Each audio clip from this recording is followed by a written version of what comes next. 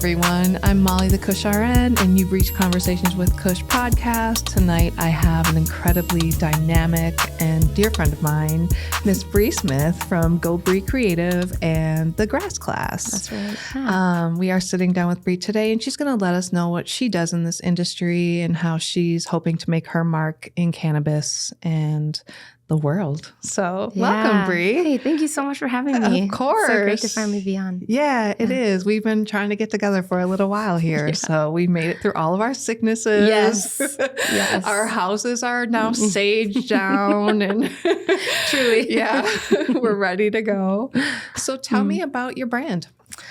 Yeah, so Go Bri Creative is sort of a boutique agency for cannabis brands to establish their brand identity and get copywriting or event coverage.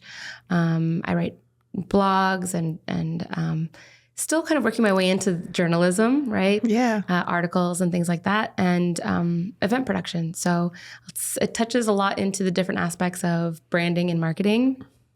The first place that I saw you get to work in action was at the Wisconsin Hempfest this past summer, and you were incredible. You were like so really poised. You really thought of everything. I felt like there was bathrooms, there was water, there was panels that, you know, I was interested in hearing about. So that was really engaging. And then to showcase all those beautiful brands that they have in Wisconsin and just really bring that community together in a community that doesn't have adult rec, does not have medical.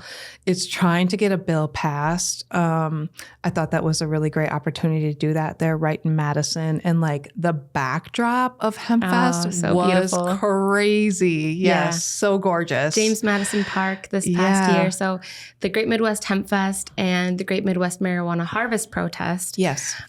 So got to head up that with a lot of really great volunteer advocacy folks. And it's been going on for 53 years, 54 years. It was the longest running protest. Yeah. Remind me again. The longest running protest in the entire United States has been happening in Madison, Wisconsin. And Ben Maisel was one of the original founders of the protest. He was a Yippie.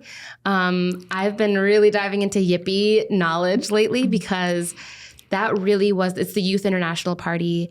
And they were a group of activists who really made a mockery and kind of it was all about political theater, right? So like really throwing back in the face of politicians, kind of the absurdity of a lot of what they were doing at the time. So one of their famous stunts was that they brought a pig to Chicago and they nominated it for president right outside the Democratic Committee. You know, the DNC was having their big conference thing.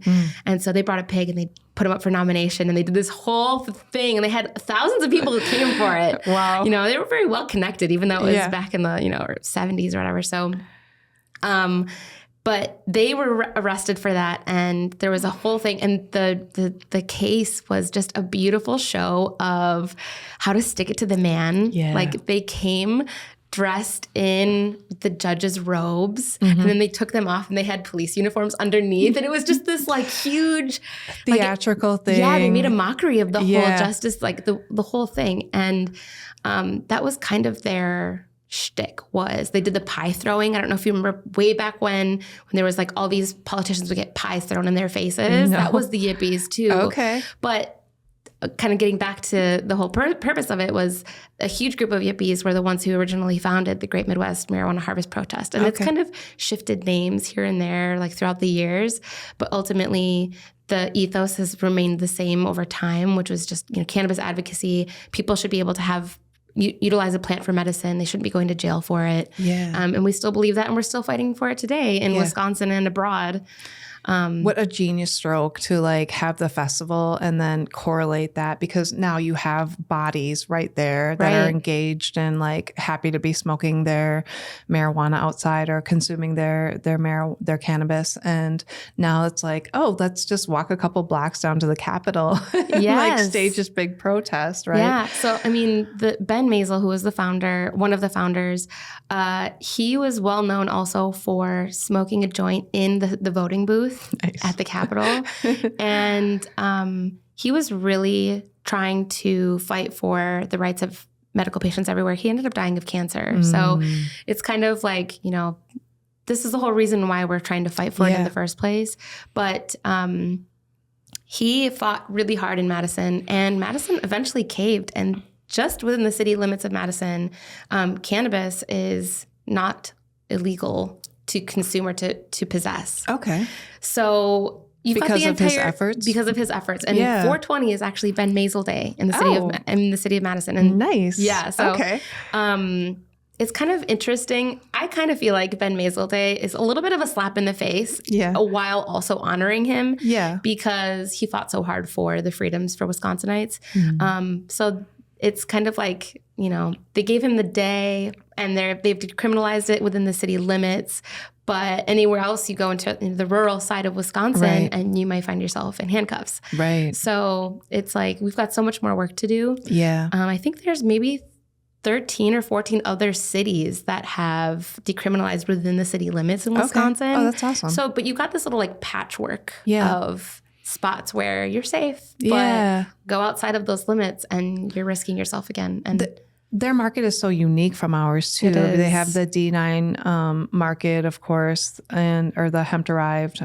Let me use proper terminology. They have the hemp derived THC products, but their limits are so high. Like it's almost like the sky's the limit in Wisconsin. So, you know, doing that education piece is really important there, you know, for people that are new to cannabis, or like even to kind of break those stigmas down. Like, oh my gosh, I don't want to use that much. You know, I think people, you know, in that market there's a long way to go. Now, let me ask you this. Hopefully you are privy to this, but in their state, it's a referendum state, right? So they can like up or down vote if they want legalized cannabis. Is that correct? Yeah, I'm not as familiar with all of that, but I know that the governor has stated that he would support a bill to pass legalization there, but the Republican body there has been pretty steadfast in their no votes. So, and you did get there was some politicians that came out to the festival. So that was, you know, that was good to see. And in Bobby Beans, bless his heart, is doing really great work with his podcast and advocacy throughout the state. I think they have like a bus tour going now, don't they? Where they go from like he's city trying to get that up and rolling. Pun intended. Yeah. He's trying to get that up and rolling.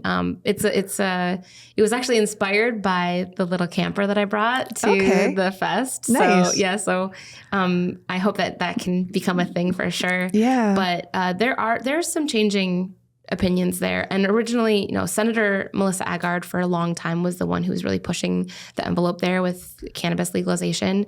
But in the last few years, I think a few more people have come on to support what she was doing. Now she's shifting out of her position as a senator, and there's a new senator coming on to hopefully pick up those reins. Yeah, keep it pushing. Yeah. But the Hempfest, you know, we wanted to partner Hempfest alongside the protest so that we could really show what it could look like in the state to have a functioning legal market. And we're going by the book. Everybody was insured. Everybody, you know, had their paperwork right and everything. So we just really wanted to show the people and the state that, look, we can do this, and it can be safe, and people can benefit from it, and people can pay taxes on it, and it's time, right? Yeah. And the state motto in Wisconsin is forward. And so we kept like trolling on that, like, let's move forward then. You know, this is so silly. But Hempfest was amazing. The weather was beautiful. We had amazing professionals that came out to speak. Yeah. We want to get more people from Wisconsin and the legacy market there in Wisconsin to participate. But it's challenging when it's been so volatile there. And, you know, I'm hoping that the tide is kind of shifting. And there were some brave souls. I met several legacy market people. And so I was really happy to talk with them. And I just wanted to point out what a great job you did with the festival. It was really what showed me like, wow, this girl's a dynamo. Oh my God, I mean, thanks. In addition to like doing the Beer Bros program, which we'll talk about after. But so back to like your company and your brand, how did you get started in that, and why cannabis? Yeah, it all starts honestly with being sick. And like, as most people start, I guess I feel like I've heard more and more stories that people have come to cannabis after being a patient of cannabis. Absolutely. And, I grew up, I'm a Minnesotanite, grew up here in Minnesota and Wisconsin and graduated from UW-Eau Claire with an advertising degree. So I started into the industry, into my career in the advertising and marketing industries, worked for a few different agencies in Madison and Milwaukee and then down in Chicago. And then there was a certain point where I was like, I cannot do Midwest winters anymore. Exactly. So I went to California, 2013, I moved to California. And I was working at ad agencies there when I was really sick. My stomach was having a lot of problems. I've had chronic migraines my whole life.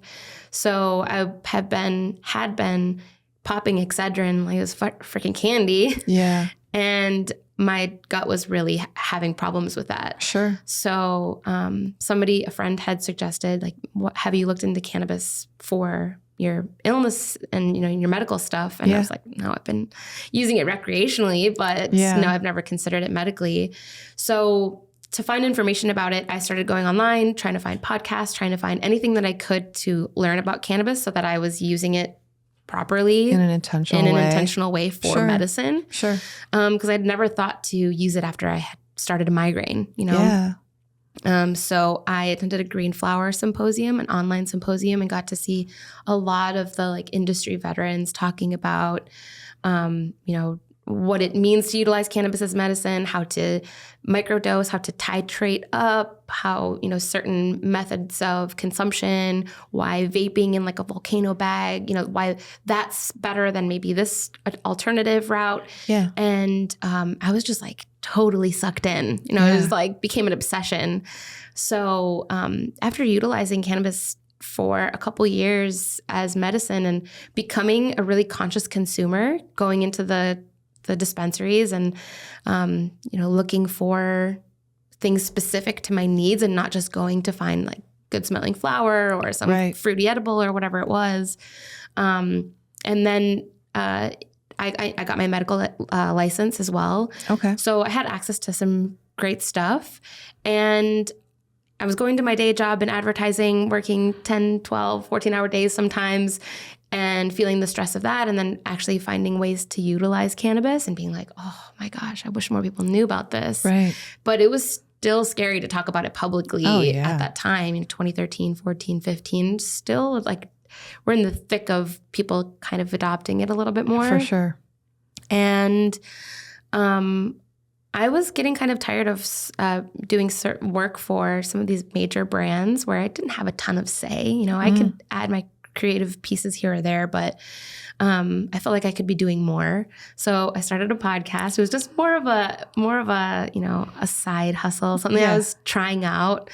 And I really enjoyed talking to people, and I got to meet some really great folks in the cannabis space. So went to the birth of the grass class. The grass class. That's where the grass class comes from. Yep. And I went to a Women Grow event. Nice. And got to meet some really cool people and interviewed folks that had come to those events. Mm-hmm.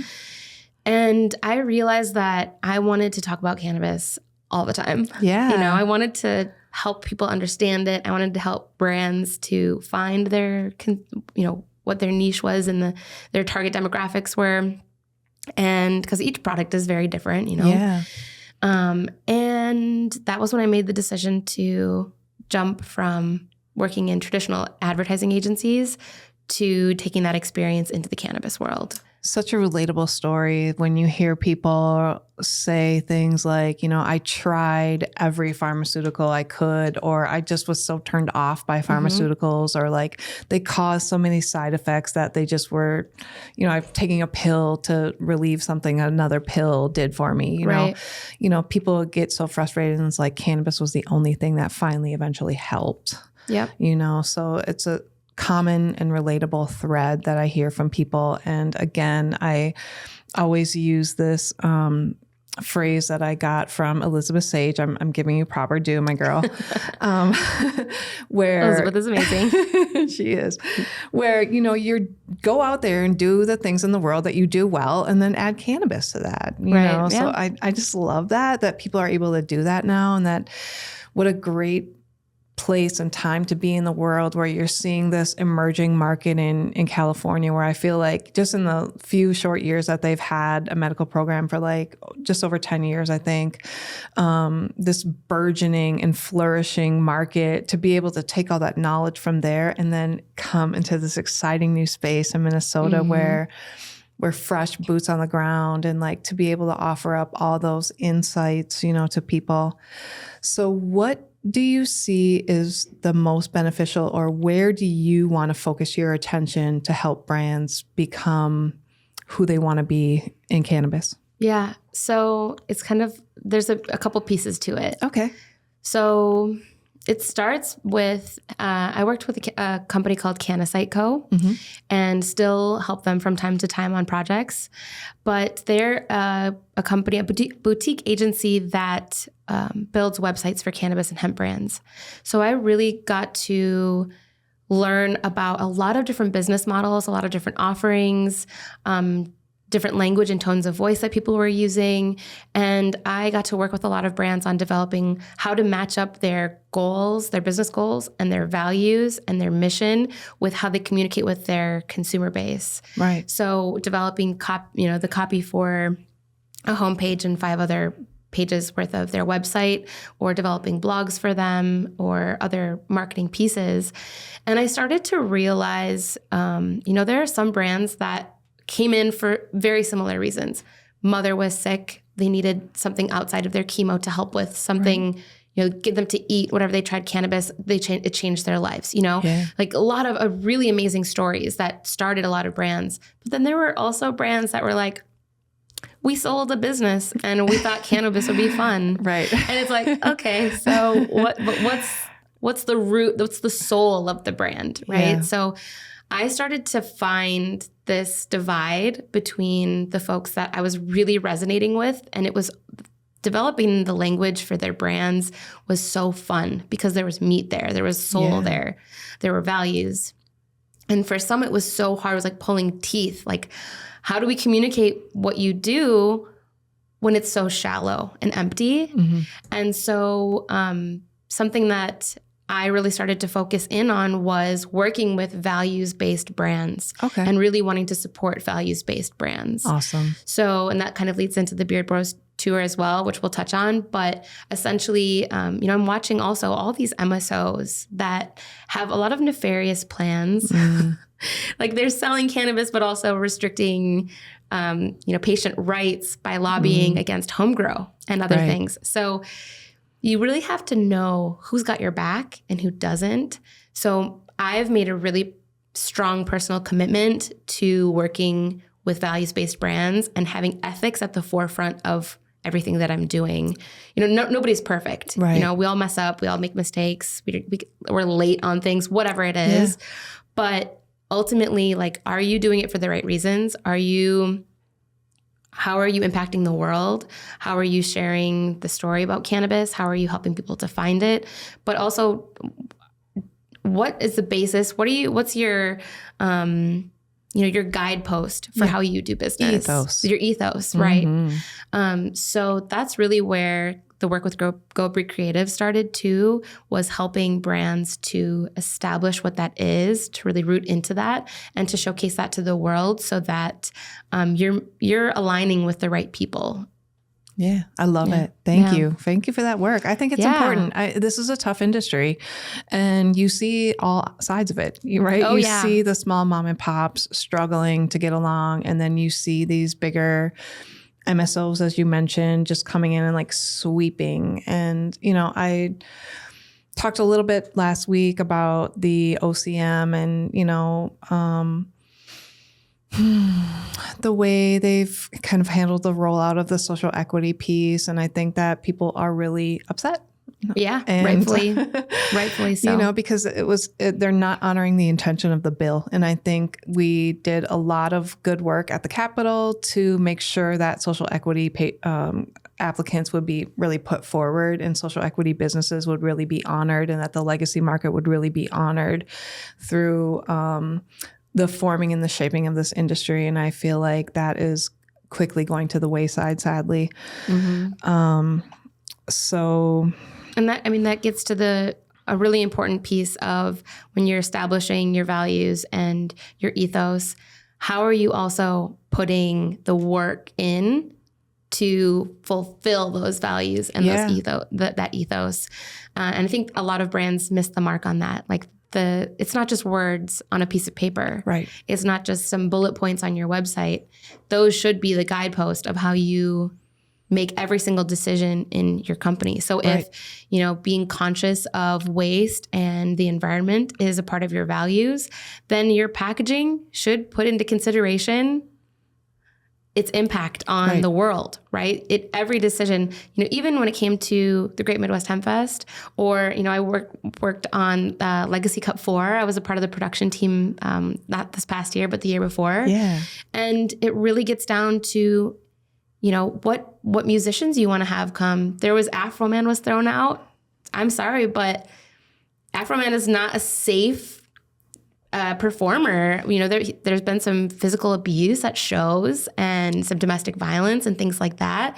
And so it should become very easy to start making decisions for your business if your values are in place. Yeah. Because if one of your tenants is creating a safe space for your community, then you're not going to bring on Chris Brown, these musicians and I'm not afraid to say their names out loud. We should be saying their names out loud. That's the only way we get people to stop behaving like this, is if they actually have to answer to people saying, no, you're on the blacklist. We're not bringing you on because you're not a safe person for our community. Unfortunately, there was a scenario with Hall of Flowers a couple years ago where they did bring Chris Brown, and there was a ton of backlash. Mm-hmm. And again, if your business, bitches and weed or something like that, was something really ridiculous. It's horrible. Yeah. Like, if your values are not the guidepost for your decisions, you will hurt your chances of reaching your demographic and truly making the progress in whatever it is you're trying to do, because the conversation is going to be on this bad thing, so. And it translates all the way down into like how you treat your employees. Oh, absolutely. Are your employees making a living wage? Do they get benefits? Especially for some of these larger companies, like what are you going to be offering your employees while you're tapping into this $1 billion industry? Like how is that going to translate to the people that are, trimming your flower and making your hash or your RSO and packaging your, running through your production line? I mean, these things matter. They really matter. Yeah. They really, really matter. Yeah. For sure. And if profits are the only thing driving your business, you're going to have all kinds of problems because money clouds doing the right thing. Yeah. And we got to have a better backbone when it comes to our personal values. Yeah. I've been approached by a couple different brands where after learning their business model, I realized that's not something that I stand behind. Mm-hmm. So am I going to take a paycheck to help them further their message? Right. Is it really worth that? Or are my values strong enough that the money doesn't even matter because I don't really want to help to promote that? Sure. And ultimately, that's the decision that I keep coming back to over and over again. And I think if more people were doing that and not selling out just for the money, you might struggle a little bit.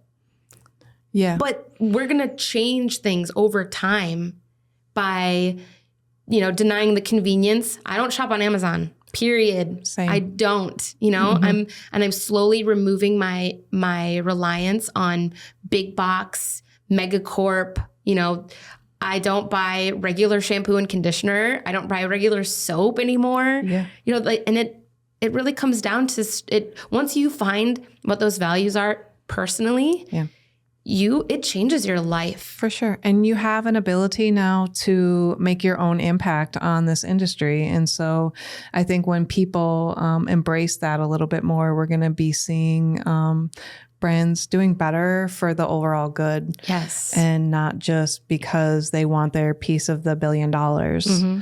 And those brands that do make the switch to really finding why they're doing it, they do make money. Yeah. And they think that you can't have both, but you absolutely can. Or how about just I think about people like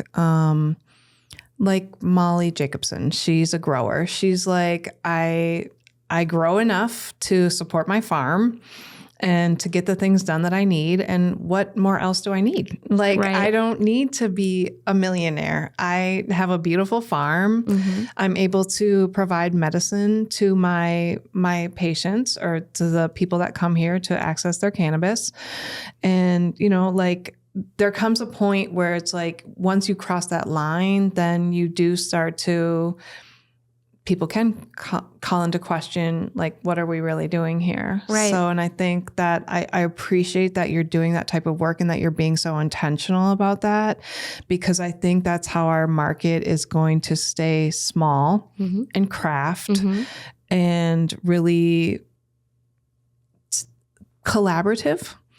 I feel like there's an opportunity for people to still be able to, like, even if they don't have $1 gazillion, you know, they can access a friend or collaborate with someone else that's like, okay, well, I got a little bit extra, so like, let's put this idea together. Or, you know, I love seeing that happen. I feel like that's where cannabis has been forever. Absolutely. And should remain. Absolutely. So, I mean, in California, Jack Herrera and, you know, during the AIDS movement and all of that, you know, he worked so hard to bring cannabis to patients and was gifting it constantly. Yeah. And that's the kind of culture that we need to continue to keep alive in this space. For sure. You know, California had the Compassionate Care Act. So that allowed dispensaries to be able to gift cannabis and to heavily discount it for veterans and people who needed it the most. And, you know, we had when all of the women met up and we had a big conversation about, I'm forgetting what it was called, but hosted by Laylee and Laura. The Blunt Strategies. Yes. Meetings. Yeah. So at those, you know, we had that same conversation, like, how could we bring compassionate care programs here to Minnesota? And that is the one thing that I really love about Minneapolis. I've lived in a lot of other cities, and Minneapolis is amazing when it comes to mutual aid. And it's really great to see people come together and to help one another. And the cannabis industry here is extremely collaborative. And I agree. That's been really beautiful to watch. Yeah. And just a lot of great people. I think that's part of our ethos too, just as a state. You know, I think that we do want to see cannabis remain small and craft, like I said before, but I think we are invested in the farmers that are growing this medicine and making sure that that all trickles down. And we've seen other markets, right? There's going to be a huge surplus of cannabis. And so why wouldn't you be able to, especially now with today's financial burdens placed upon us, like people that are disabled or they're veterans or, you know, have illnesses, chronic illnesses that don't allow them to work. Right. They're going to need that. They're going to need that. And it's going to become a public health issue if they're not able to access their medicine in a way that they can afford. Right. And, you know, Minneapolis is suffering from a pretty bad houseless situation, and there's the opioid epidemic is alive and well here, unfortunately. But we know that cannabis is an exit drug, right? It's, you know, it's not a gateway, it's an exit. Right. So I think if we had a program to help folks who are suffering from the opioid epidemic and they are houseless, to have something that's safer and that can still help to remove some of their pain and to ease them in a very difficult life situation, I think we could start to see some progress being made, but it's a really complex issue. Yeah. But I'm just glad to see that, you know, the culture of cannabis here is still very, very collaborative and giving and caring. Yeah. I feel like I've talked several times about harm reduction, and harm reduction is this idea where, like, if you're using illicit drugs, you know, get to a needle exchange or get into a housing place where it's okay to do drugs in that area so that you're not, you know, out in the streets and people can see you and whatnot. But why can't cannabis be a part of that conversation that is included in harm reduction? So if a person is coming off of drugs, and it should never be done without intentionally done without the help of a physician. I just want to make that clear. But, if a person is coming off of drugs, why can't cannabis be that bridge that helps them, supports them through dealing with all those side effects and whatnot? Right. That should be part of it. You're right. It absolutely should. Yeah. And they've trialed that in other states and seen such great success with it. So it's really a matter of changing stubborn minds and stereotypes. I wasn't aware of that. So I definitely want to delve deeper into that. Yeah. Yeah. So excellent. Thank you. Yeah. Tell me about the Beard Bros. Yeah. How'd you get involved with them? So it's also just like a long story, but I was living in Wisconsin. I was a newly minted solo parent, which is quite the adventure, let me say. And I was living with my folks at their farm, trying to help out my family farm for a little while and kind of get my bearings about me. And I started participating here in Minnesota and really seeing, now this was when it was still pretty new and unheard of that we're serving hemp D9 beverages in hotel lobbies and restaurants. And it was being adopted by more and more places. And so interesting and exciting. And a lot of other states were like, wait, what is happening? Yeah. So I started creating videos, touring through the city and highlighting different places that had options for consumption. Nice. And was just really loving getting to showcase where those places were and meeting new people and so many good people.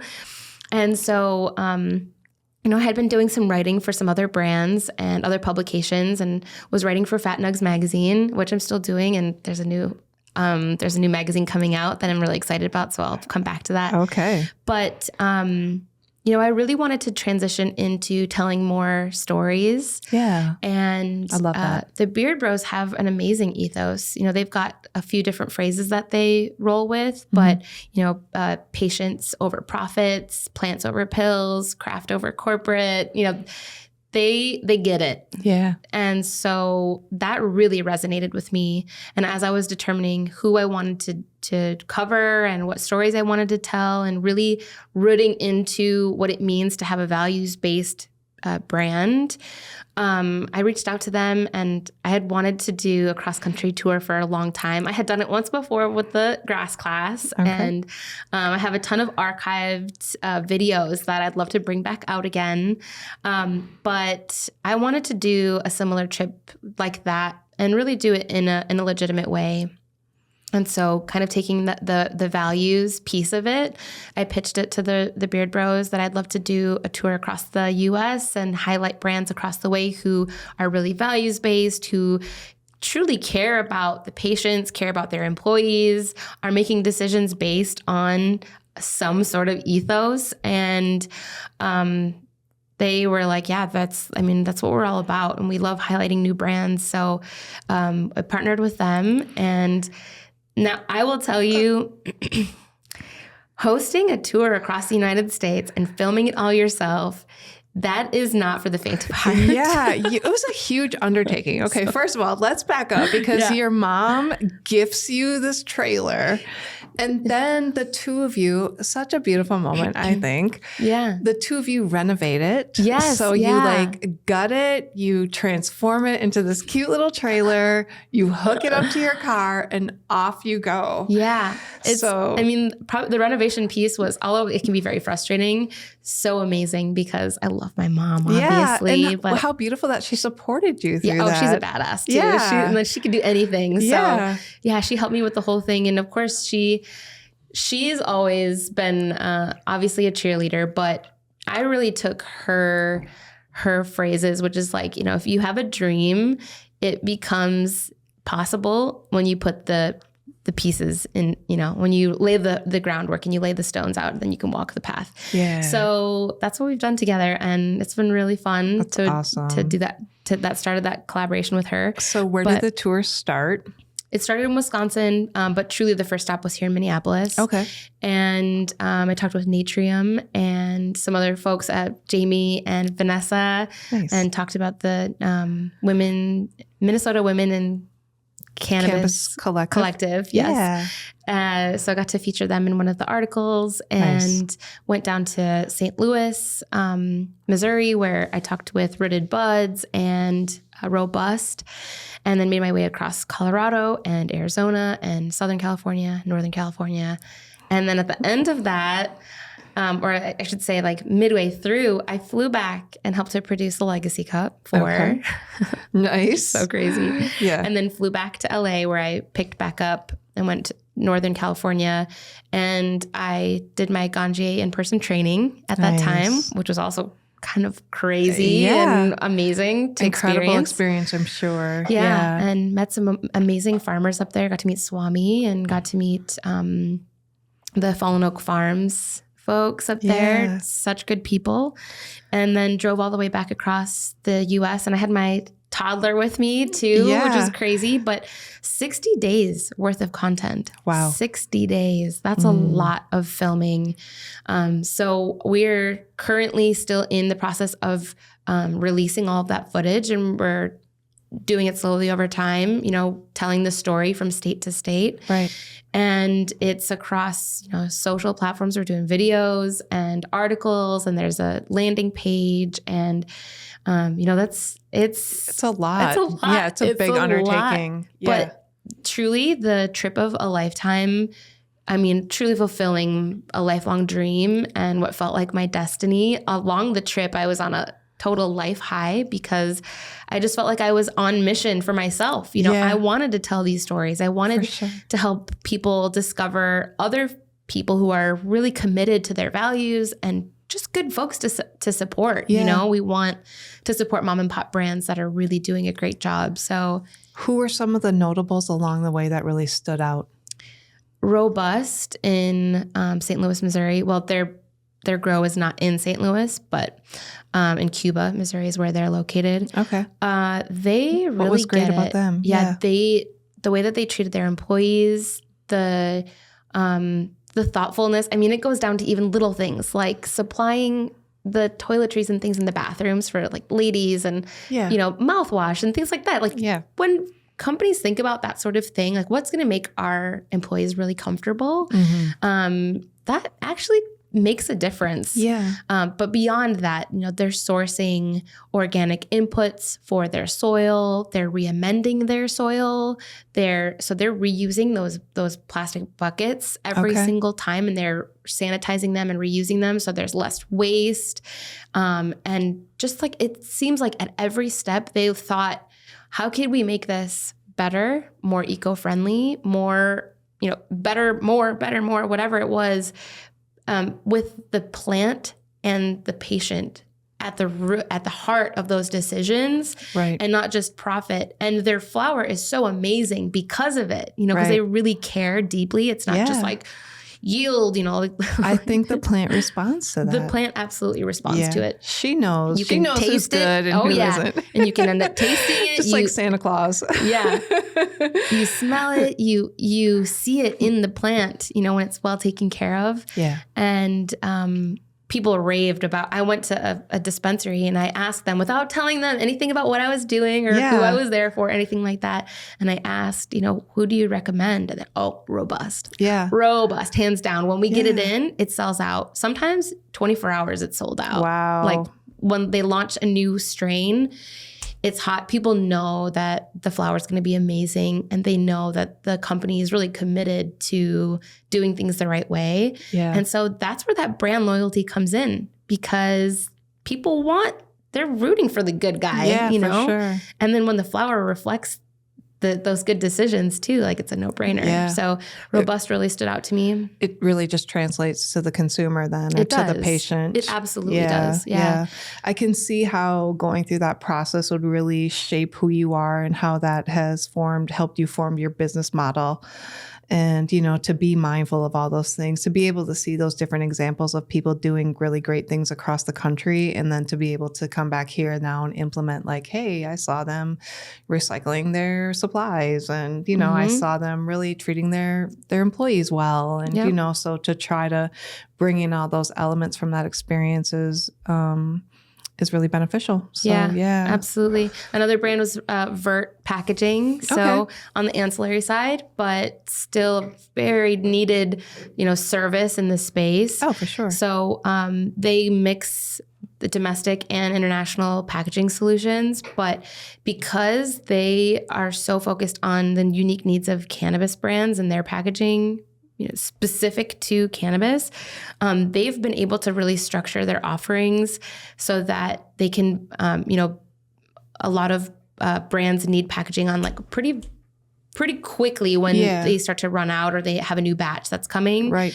And so their model really helps them to stay super nimble and to offer packaging by pound instead of some of the other traditional product manufacturers like per the unit. Right. Who are doing per unit. Yeah. And so their offerings really blew me away. The way that they thought through everything. Did they consider things like the humidity? Like I think about Boveda, like do they consider like the humidity and like the color?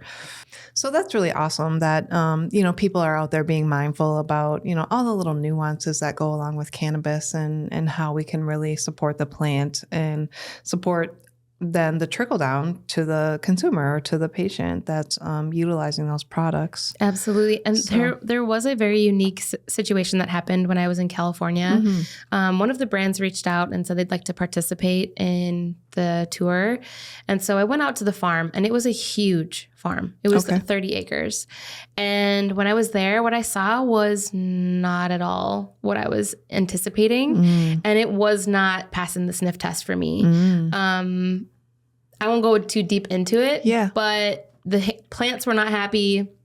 I was on a 30-acre farm, but I could barely smell cannabis on that farm. Wow. Okay. It was a weird scent, but it wasn't, like when you smell good weed. Sure.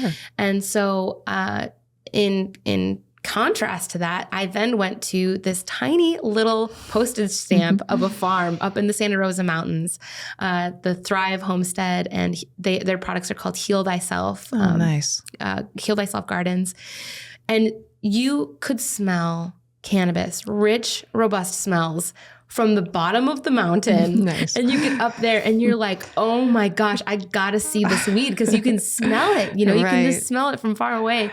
And so it's like those cartoons where like the scent is wafting and the person's like following it with their nose. Yes, exactly.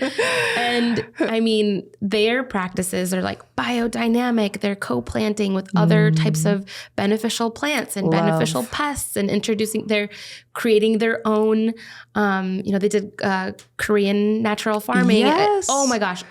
I just learned about this today. So I'm really excited to bring a guest on that's going to talk about that. So buckle in, because it is so wonderful to learn about it, and hugel cultures, and just there's so much amazing information, especially in that group that uses the Korean natural farming, and that's what they were doing. Okay. And there's just such a huge difference in a farm that really cares about the soil and about the plant, and one that's just mass producing 30 acres and trying to make the buck and trying to get into dispensaries, as many dispensaries as they can. So there is a huge difference. I'm super optimistic about the education that is coming out about cannabis. And I'm hoping that new users, as they come in, will really grasp that concept. Like, it's not always about going into the dispensary and seeing the flashiest packaging you can find. It's maybe going into like one of those smaller shops where that, a micro business where that the person that owns that shop has grown that cannabis in their shed or basement or whatever it may be in their own home grow. And like they've poured all their love and attention into that plant, and they're now transferring that to you. I hope that our market and our industry will really grasp onto that, because I think it's important.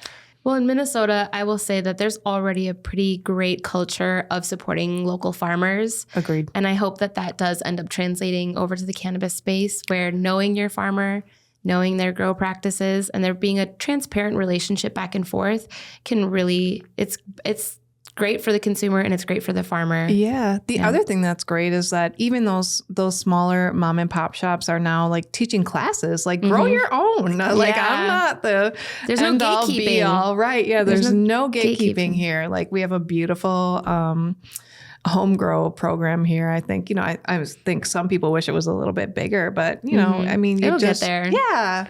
So I think, to see that supportive nature where they're like, yeah, it's not just me here. Like you can do this yourself, you know? So I love that. Yeah. A local brand here that is doing a great job. And I just started working with them, Raiden Labs. Yeah. Matt. Yep. Yeah. So we worked together to, he came to visit me and showed me some of his new products and wanted my take. And I looked at his website and I was like, Matt, where's your story? Yeah. Where's your amazing story? Right. And he's like, I don't know. Like, I don't know if people really want to know about that. And like, people want to know. For sure they do. They want to know who you are. They want to know why you're doing this, why it's important to you. And once they hear that and see that, then they taste the gummies or they're tasting other products that you're producing and you can taste it. Honestly, like those gummies are so delicious. They're so good. And I'm not just saying that because like I'm working with the brand. Like, whatever.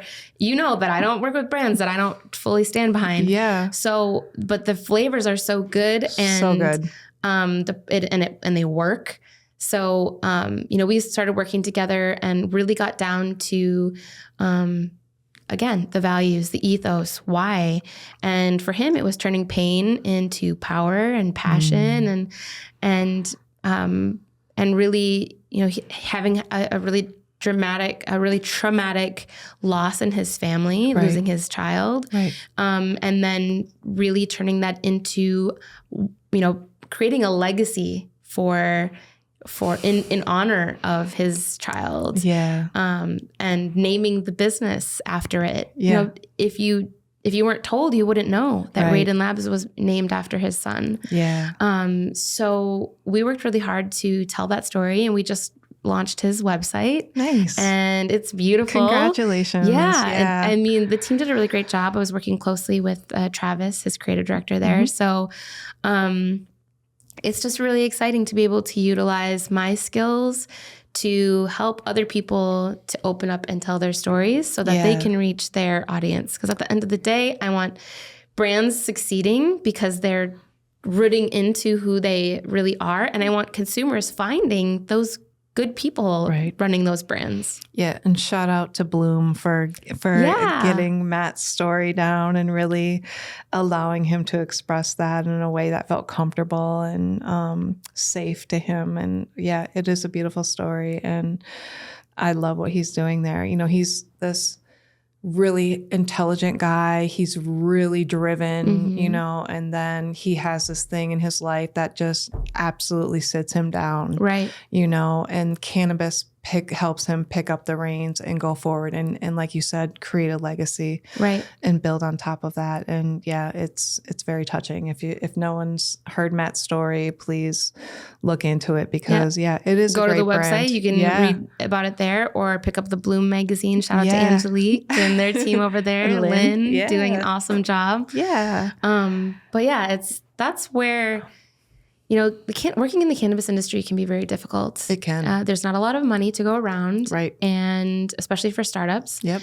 And so it is tough to stay in and to stay grinding in it. Yeah. But when you get folks like that you get to work with where it just, all the stars feel like they're aligning, you really meet such amazing people. And that's what makes it all worth it. For sure. It fills your cup. Oh, yeah. Yeah, it fills your cup and allows you to go forward, even when you're, downtrodden or whatever, defeated or depleted or deflated from, all and that's easy. the bumps and bruises. Days. Yeah, right. That can be very easy. Not everyone's a nice player out there. Right. So. And that's even more why we need folks to really root into, like, what are we doing? What are we doing here? For sure. What's the point of life if we're not making the world a better place, because the end seems too near all the time. And I feel like right now we're at a time in the country where we're just like half and half. We still have 20 some states left to pass adult rec, and I don't know how many more for medical, but like we're at a point now, it's like where we've seen these markets come forward.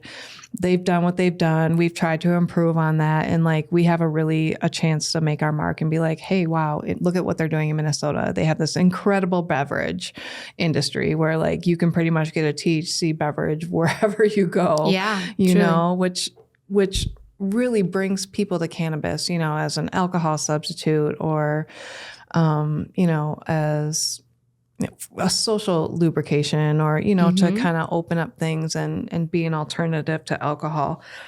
But it's a nice entry point for people. And we have a chance here to really show the rest of the country like, wow, what they're doing in Minnesota is great. Let's take some notes and maybe let's go forward with our market or change our market to kind of model after what they do. So I hope that the people watching and especially people that are part of the industry are thinking about these things. And I think that they are. I am optimistic that most people are. Yeah. So, yeah. And as an alternative to alcohol, hemp is doing, and I say this kind of in jest, but hemp is doing the Lord's work. You know what I mean? Like, yeah, for sure. It is really opening the doors for cannabis in a lot of ways. Yeah.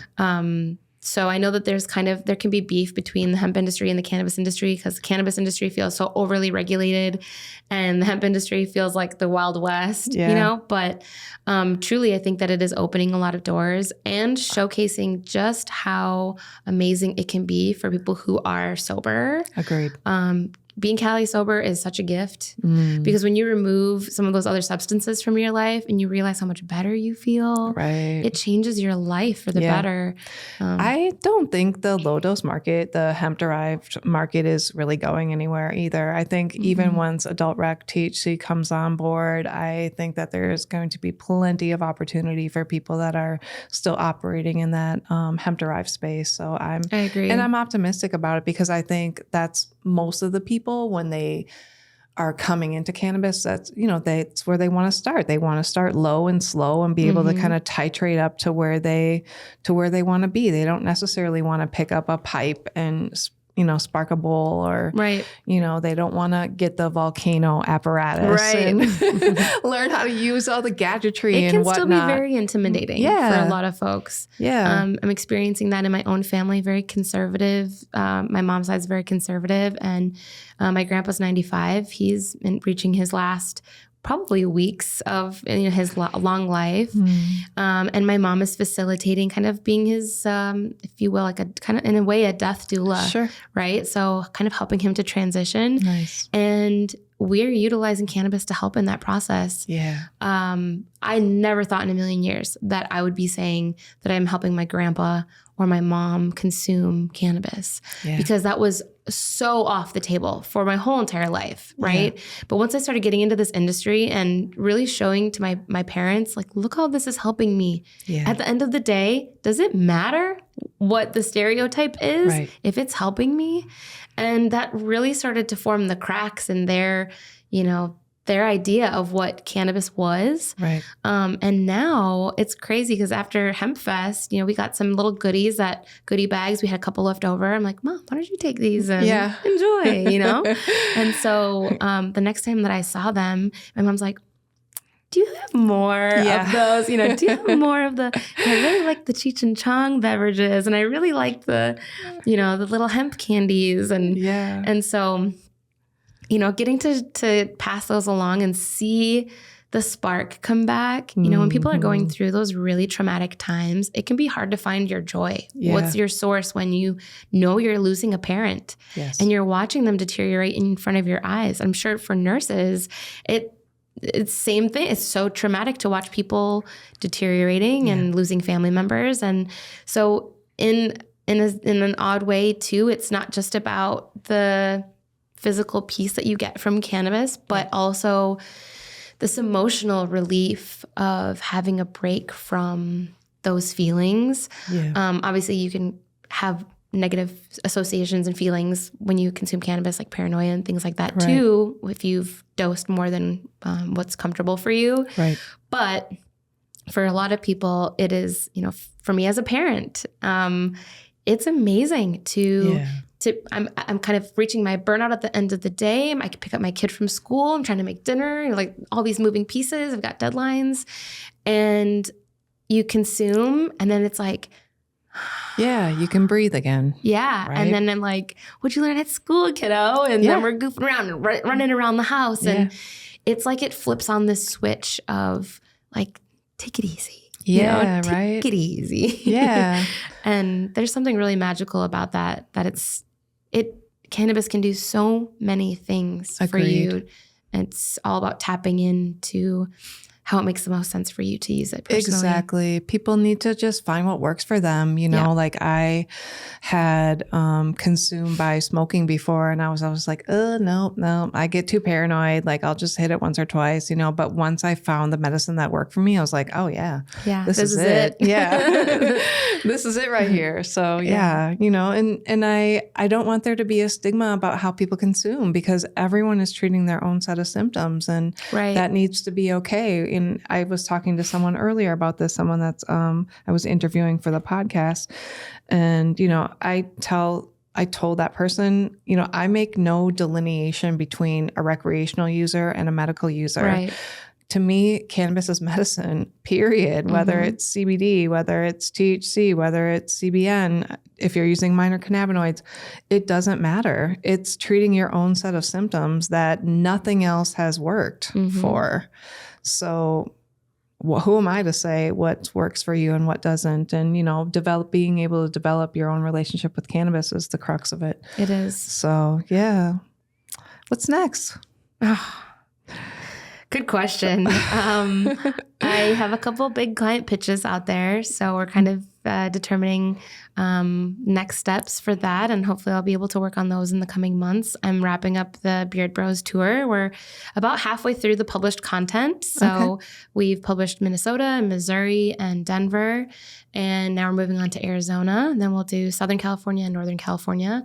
So we're coming towards the end of the whole tour, and then at the end of that, there will be a documentary that will accompany it. So another big, huge piece of content, but I'm excited to get those stories out there. Yeah. I'll be continuing to volunteer for the Great Midwest Hempfest and the Great Midwest Marijuana Harvest Protest. Awesome. A mouthful. Yeah. And I can't not do it because it's my passion. Yeah. So I'll be participating in one way or another. Okay. And just trying to find my place in the industry. And I love producing events and being at events and helping people to tell their stories. Awesome. And it can be very challenging when you're the one running your business. It can be really challenging to tell your own story. Yes, it can. And I'm sure you get that when you ask people to give you a bio and they're like, I don't know what to say. Right. And so having somebody to help guide you in the process of really speaking to the best parts of you and what you offer can be so helpful. Yeah. So I hope to be able to continue to do that for brands here in Minnesota and across the United States. Awesome. And you'll see my face here and there producing content. I hope so. Yeah. But I'm just kind of going with the flow and trusting where I'm being taken and really letting my values help to make those decisions on who I'm working with. And money is never going to be the thing for me. Yeah. I need to pay my bills, obviously. Yeah, right. But that is never going to be the motivation. And I hope more and more people can adopt a similar mindset, because we're seeing a cabinet of oligarchs. Yeah, we are. And without touching too much on politics, like we're seeing, we're in late stage capitalism. Right. And unless we all start to make these really tough decisions ourselves and hold people accountable and stop paying for things that are making these people richer, if we're not the ones to really take it upon ourselves to do that work, we're going to continue to see a lot of the same things. And join together as a people. Yes. And as a collaborative group and to disobey, honestly. It's time. Yeah. I mean, we need to stand up and say, hey, you know what? This isn't okay with us. Yep. In a lot of different factions, whether it be politics or just within the cannabis industry, when you're seeing people, you know, moving forward with, you're like, no, that doesn't service patients. That doesn't, you know, do the industry any good. So we need to be able to stand up. And so thank you for some of the things that you said today, especially about, you know, some different celebrities and whatnot that maybe have put a bad mark on cannabis use and, you know, maybe have deterred people from wanting to come to cannabis and really creating and perpetuating stigmas that shouldn't be there. Who we associate with matters. Yeah. It really does. Yeah. So thank you for that important work. Yeah. It's my honor. Yeah. I mean, so if you are a brand out there, you are a person that's starting up a company or wanting to, you know, get some marketing or get your ideas kind of put together, reach out to Bri. And where can people find you? So my website is gobrecreative.com. On Instagram, you can find me at The Grass Class Official. Those are the two best places. LinkedIn. Okay. Bri Smith, BRI. Right. We will link all of Bri's contact information on the episode too. So just scroll down and look for the links. So thank you for your time today. Yeah, I'm so glad we did this finally. Amazing. Yeah. It's always amazing to talk to you. And I appreciate what you're doing too, because these conversations need to be had. They do. And you're a bright light in this space. And there's not a time when I run into you in, you know, all of our events that we go to or whatever, that you're not surrounded by happy, smiling people, because you bring that energy into the space. So I just want to applaud you for what you're doing and keep on going. The Cannabis Nurses Association and all of that. You're doing amazing work. Yeah, so we're trying to get it together. And so thank you. You should be really proud of yourself recognizing for what you're doing. Us. Thank you so much, Bri. You make me blush. So that's it. Thank you from myself, Molly the Kush RN, and make sure to like, share, comment, and subscribe on all platforms, audio platforms. We can be found on Spotify, Apple, and mainly on our YouTube page and IG and Facebook pages. So thank you and have a great night. I like that. I need to do that.